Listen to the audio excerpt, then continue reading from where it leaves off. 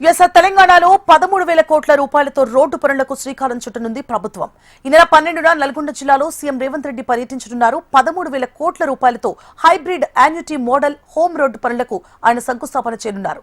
ఇప్పటికే హ్యామ్ విధానంలో 6,300 కిలోమీటర్ల మేర రహదారుల అభివృద్ధికి 34 ప్యాకేజీల్లో టెండర్ల ప్రక్రియ పూర్తయింది.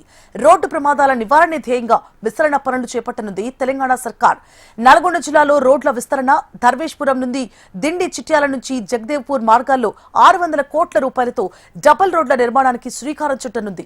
అలాగే 125 కోట్ల రూపాయలతో 24 గంటల్లో కృష్ణా జిల్లాల పథకానికి వర్చువల్ గా శంకుస్థాపన చేయనున్నారు సీఎం రేవంత్ రెడ్డి.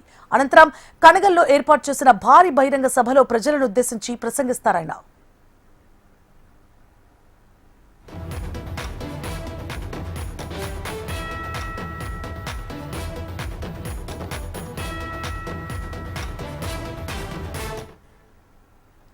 సీఎం రేవంత్ పర్యటనకు సంబంధించిన ఏర్పాట్లను పర్యవేక్షించారు మంత్రి కోమటిరెడ్డి వెంకటరెడ్డి. కాంగ్రెస్ హయాంలో తెలంగాణ ముఖచిత్రం మారుతోందని పేర్కొన్నారు.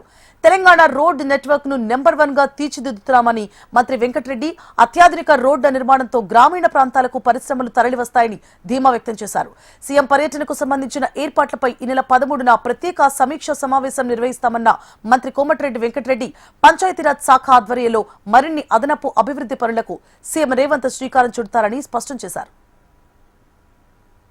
17వ తారీఖు రోజు సాయంత్రం 3 గంటలకు కనగల్ ప్రాంతంలో సైట్ చూసినాం. మన 4 గంటలకు కలెక్టర్ గారు, నేను, ఇతర అధికారులు, పోలీస్ అధికారులు పోయి అక్కడ శంకుస్థాపన చేసి ఆ మొదటి ప్యాకేజీ ధర్వేశ్వరం వరకు సిఆర్ఎఫ్లో డబల్ రోడ్ పెట్టించిన, డివైడర్ పెట్టించిన.